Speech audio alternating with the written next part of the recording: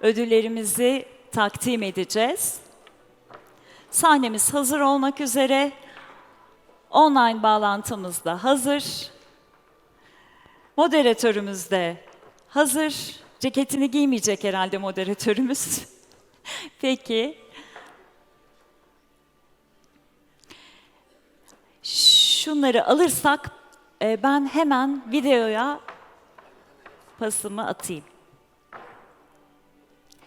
Efendim, pek çok sponsorumuzun tanıtım videosunu panellerimiz öncesinde sizlerle buluşturduk. Onların desteği kuşkusuz son derece önemliydi. Böyle etkinliklerin gerçekleşmesinde sponsorlarımız bize için çok kıymetli. Şimdi de son sponsorumuzun videosunu izleyeceğiz. Bronz sponsorumuz Enerjisa'nın tanıtım filmi sizlerle. Dijitalleşme, iyi bir gelecek. İnsan odaklı teknolojiyi kullanarak dijital dönüşüme öncülük etmek çok daha iyi bir gelecek. Dünyanın ilk patentli dijital dönüşüm modeli Eternal'la dijital teknolojileri kullanarak kesintisiz sürdürdüğümüz operasyon ve süreçlerimizi hayatı kolaylaştıracak şekilde dönüştürüyoruz. Herkes için daha iyi bir gelecek. Enerjisa, Türkiye'nin enerjisi. Evet, Enerjisa'ya da destekleri için teşekkür ediyoruz. Efendim, günün son konuşması için daha etkili yapay zeka inovasyonuna doğru diyeceğiz ve moderatörümüz AYPA Başkan Yardımcısı, AI kurucusu Sayın Gökhan Varan'ı alkışlarınızla davet ediyorum. Buyurunuz efendim. Hoş geldiniz. Gökhan Bey de az sonra bizimle konuşmacımız. Carnegie Mellon Üniversitesi Yapay Zeka ve İnsan Makine Etkileşimi Enstitüsü öğretim üyesi Sayın Profesör Doktor John Zimmerman'ı buluşturacak. Söz sizde, buyurun. Teşekkür ediyoruz Duygu Hanım. Kıymetli konuklar, dijitalde bizleri izleyen kıymetli izleyiciler, 2 günün ardından yoğun bir programın sonuna geldik. Kapanış oturumunu birlikte yapacağız. Şimdi yabancı bir misafirimiz olacak. Önce Türkçe konuşmak, sonra izninizle İngilizce kendisini tanıtarak oturumu tamamlamayı düşünüyoruz. Sabrınız, bizlerle olduğunuz için ve burada bizlere eşlik ettiğiniz için bu heyecanı çok teşekkür ediyoruz. İzninizle ben şimdi misafirimizi tanıtmak istiyorum. Ladies and gentlemen, it's my distinct pleasure to introduce our esteemed guest, Professor John Zimmerman, Tang Family Professor of AI and Human Computer Interaction at Human Computer Institute of Carnegie Mellon University. Professor Zimmerman is a leading expert in the field of AI with a distinguished career that spans over 4 decades. His groundbreaking research has significantly advanced our understanding of AI and its applications across various industries. Professor Zimmerman has published numerous influential papers and has been honored for his contributions to the field. Professor Zimmerman, as most of you remember, was with us for the previous AI Tomorrow summits in 2022 and 2023, with the presentations in 2022, Closing the Innovation Gap in AI, and in 2023, Better Paths to AI Innovation. Today, we are privileged to hear from him as he shares his insights and vision for the future of AI, with his presentation named Towards More Effective AI Innovation. Please join me in welcoming Professor Zimmerman.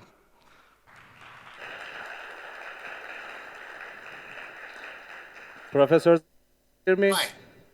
Yes. Yeah, welcome. You have the floor. Thank you. I'm very excited to be here today to talk to you about some of the work we've been doing on AI innovation.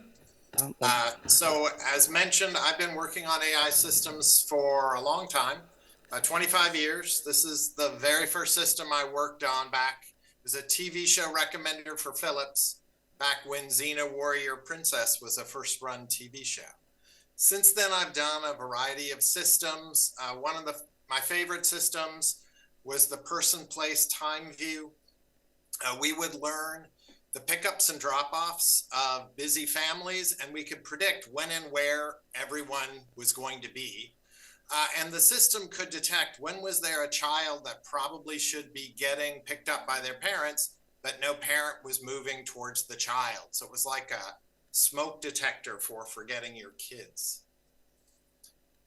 Some of my current work looks at smart classrooms. We instrument these rooms. We watch teachers teach. We watch how students react to the teaching, and then we provide feedback to teachers to really help them improve their performance. I also do a lot of work in healthcare.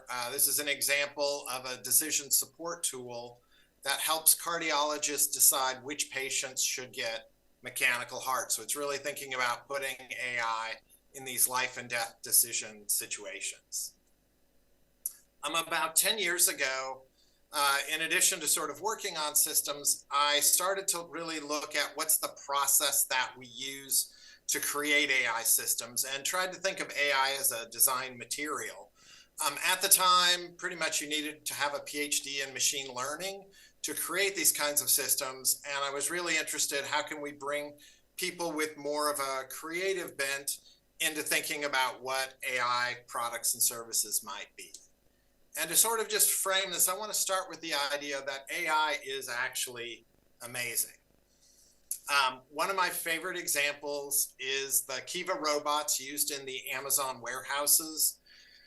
These robots drive around, they drive under shelves, they spin up and lift a shelf up, and they can drive the shelves everywhere in the warehouse. And you have pickers who are people, and they pack the boxes. And the idea is every time a picker puts their hand out, the item that they need is always available. And the robots totally organize this in a non-human way. So something like red sweaters aren't all in one place. They're spread all over the warehouse. And it becomes a space where only robots can work.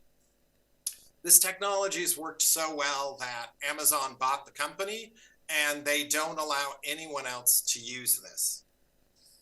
Another example I really like is smart pricing from Airbnb. They make a prediction of what any unit will rent for. What's the maximum you can charge and still have it rent? And to me, this is an example of giving everyday people CEO level insights. Finally, recently, we had the emergence of systems like ChatGPT, so large language models, Gen AI foundation models, and these have been very transformative because they're providing pre-trained models. So now it's less about, can I build this model, but can I get one of these pre-trained models to create whatever system I'm trying to build? The tremendous success we've seen, especially recently, really implies that we have an effective innovation process, but we don't. So right now, about 85% of all AI projects and companies fail to reach deployment, and many fail after deployment. So it's really closer to a 90% failure rate.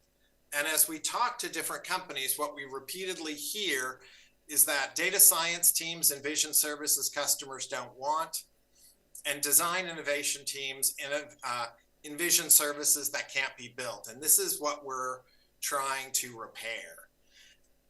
We found that there are 4 main points of failure, and if we can overcome these, we can really improve the process. So one is that you can never get the machine learning performance that you need to situate your system. Another problem is the service you create never creates enough revenue to cover its own costs. Another big failure point is that AI systems don't solve real user needs, so people don't adopt and use them. And finally, there are issues with responsible AI. These are ethical issues of fairness, bias, privacy, or other types of unintended harm. In addition to all of these projects failing, what my team's noticed is a lot of what we call missed low-hanging fruit. This is situations where a little bit of very simple AI creates value for services and their customers. And so it's a mystery to us why these systems don't get built. I just want to touch on 2 as examples, but there's millions of these. You may be familiar with Instagram.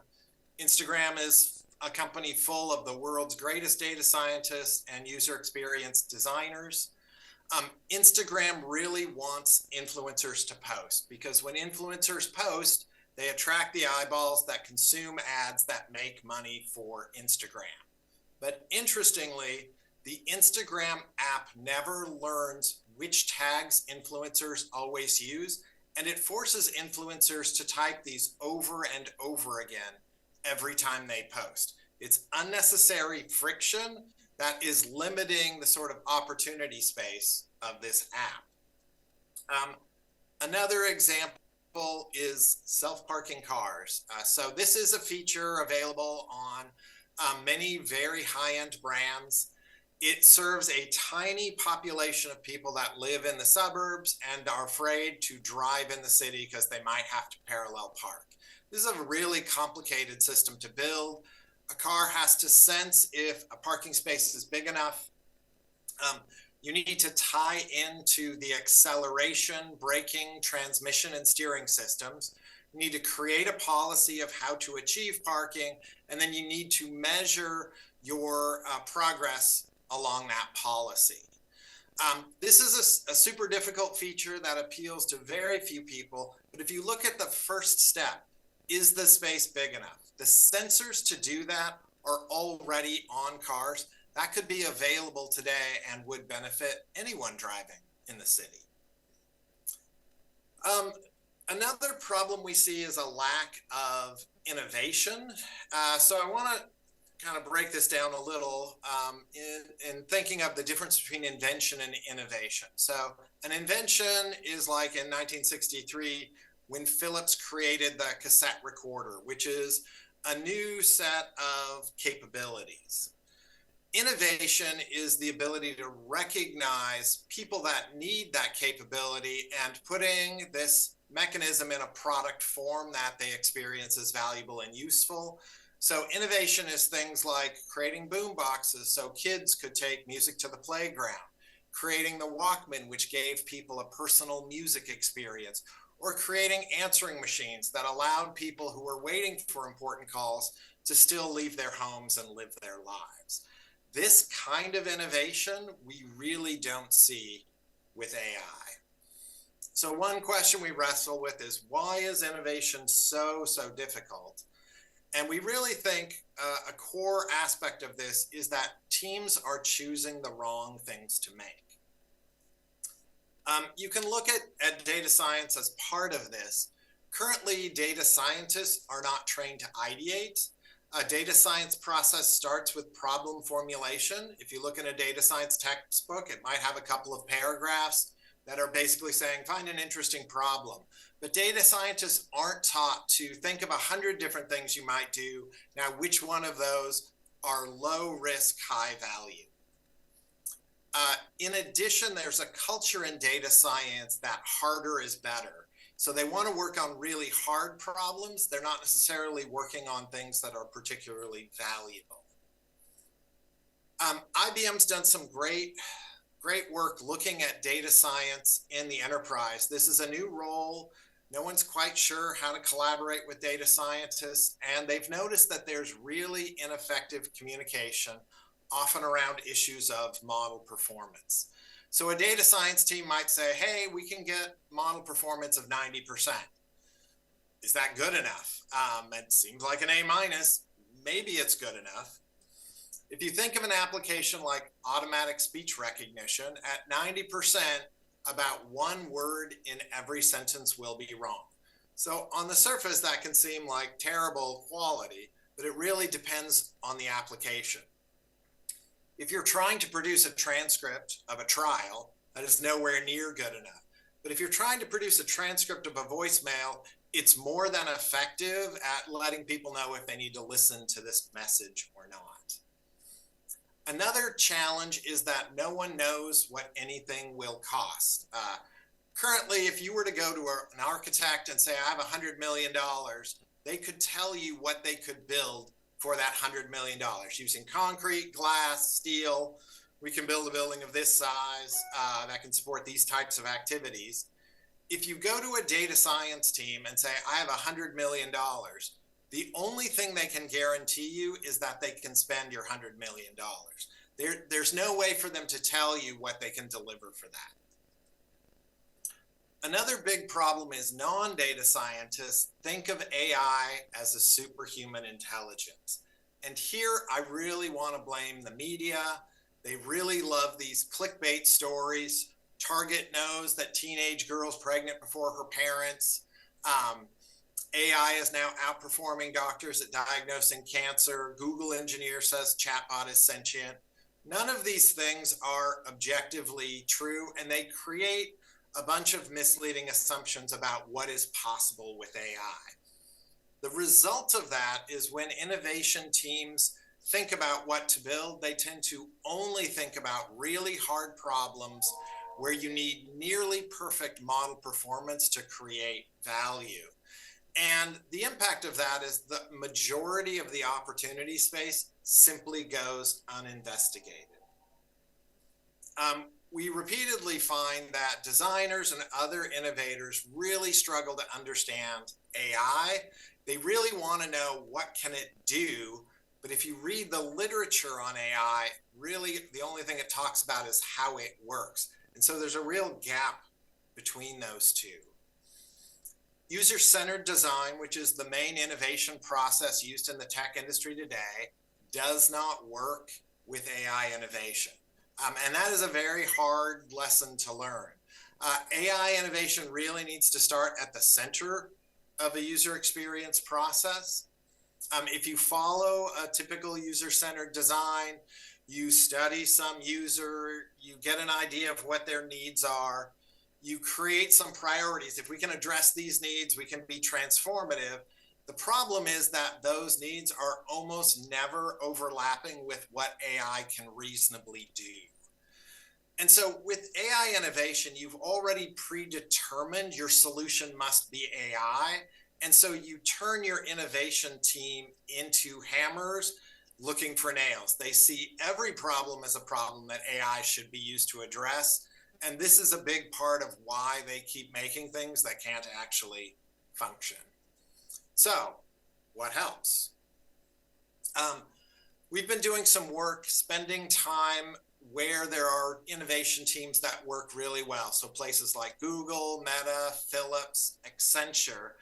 And what we repeatedly see are effective teams have internalized a bunch of abstractions of AI capabilities, and they use examples of products and services in the world as a way of effectively communicating. In addition, the best places we've been have really co-located design innovators and their data scientists. They sit together, they work together, they're sort of forced to collaborate. And when you can do that, then you really see some magic starting to happen. My own team, we spent 3 years really trying to understand AI capabilities, looking across a bunch of different industrial domains. We identified 40 AI features that repeatedly show up in commercially successful products and services.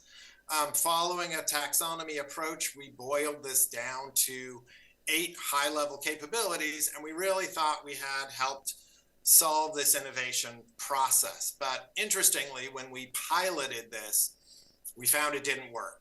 Designers could definitely call upon appropriate AI capabilities, but the ideas they came up with were still not buildable. And this forced us to really rethink what the problem was. And we encountered some ideas from Google. So Casey Korzakov, she used to be the chief decision scientist at Google. She trained teams about where to look for AI opportunities. And she said, you need to think of AI as an island full of drunk people. It can do things really fast, and it can handle an inhuman quantity of information because there's lots of drunk people. But they're drunk people, so don't expect them to be very smart. So where do you need speed? Where do you need scale? But where don't you need quality? That is the rich space for AI. And so we went back and really looked at these 40 features that we saw repeatedly showing up. And we noticed that 25 of them had moderate model performance. So they were less than 90% accurate, but they were still creating value. And so this told us we really needed a design process that could help people think about, where does moderately performing AI create value? So one of the areas that I work on is the ICU. We're trying to think about, how do we situate AI in a way, in this sort of life and death context, where it creates value but does not create additional risk. So one of the things we did was just facilitate data scientists and clinicians in brainstorming about what AI might do. And it was interesting, none of these people had ever brainstormed before. We just took them through a basic innovation process. We generated a bunch of ideas, we mapped them to an impact effort matrix, and what we saw is pretty much all the ideas were really hard, and only some of them were valuable. So then we changed the way we approached brainstorming.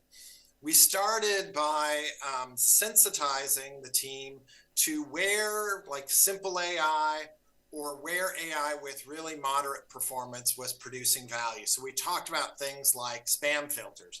A very simple 2-class classifier just takes a set of documents and sorts them into 2 piles.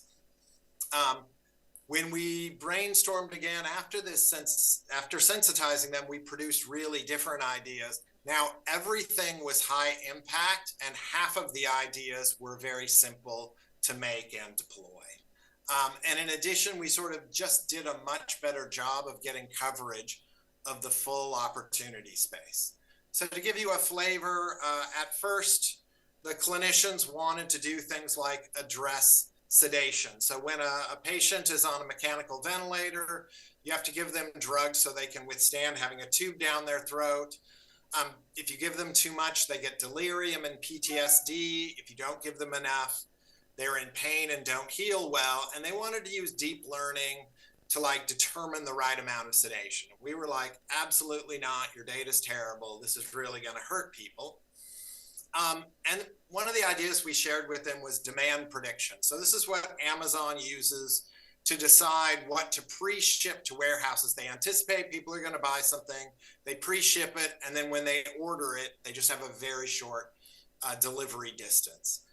And the clinicians immediately recognized this as useful to them in the ICU. They said, hey, we order drugs every day. We could look at the patients that are here, we could predetermine what is wrong with them, and we could pre-order drugs from the ICU. This will just make us much more efficient. And the biggest risk is that you have to order drugs from the pharmacy, so it's no worse than the current state. We've been doing this process with a bunch of companies working in insurance, news, security, auditing, and accounting, and we've just been having great success with this. So I want to leave you with 5 quick takeaways.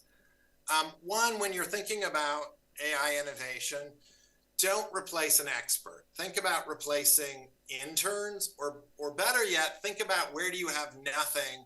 AI is definitely better than nothing, but it really works much better as an intern than an expert. In your innovation process, be explicit. Are you versioning? Are you really looking for something like in the next 6 months? Are you visioning? Are you really thinking, what is something we could do in the next 2 years? Or are you venturing? Are you really saying, we want to do a moonshot, we really want to do something 5 years out?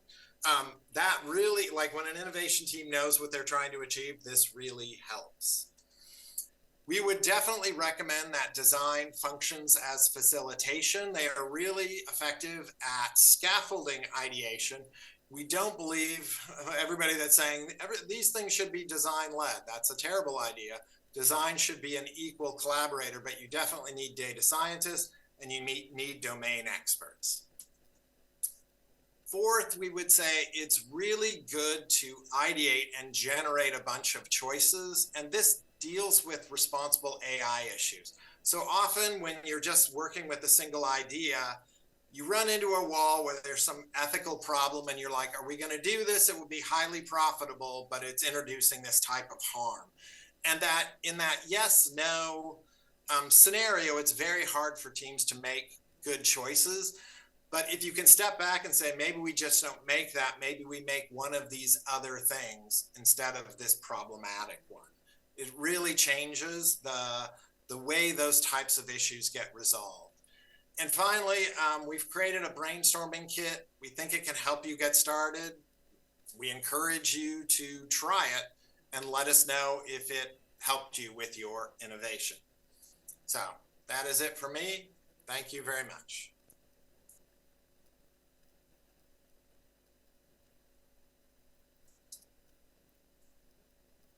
Thank you, Professor, for your great presentation. That was very insightful for all of us.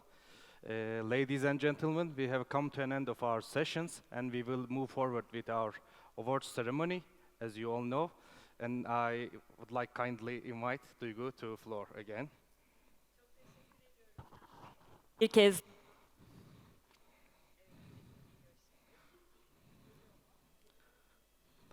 Ses gelmiyor. Evet, benimkini şey. Tamam. ses geldi. Peki. Çok teşekkür ediyoruz. Ödülümüzü, daha doğrusu hediyemizi göndereceğiz mi beyefendiye? Evet. Professor, do you hear us? Or you left? Ayrıldı muhtemelen. Okay. Ödülü o zaman biz kendisine New York'a giden olursa yoksa postalayacağız. Biz ödülleri muhakkak yurt dışı da olsa ulaştırıyoruz. Hediyelerimizi Herkesin ulaştırıyoruz. bildiği üzere. Evet, orada bir New York'a gidecek yönetim kurulu üyemiz Yasin Bey gidiyormuş. Ona emanet edebiliriz. Tamam, peki. Evet, Sevdiniz burayı? Güzelmiş. Peki.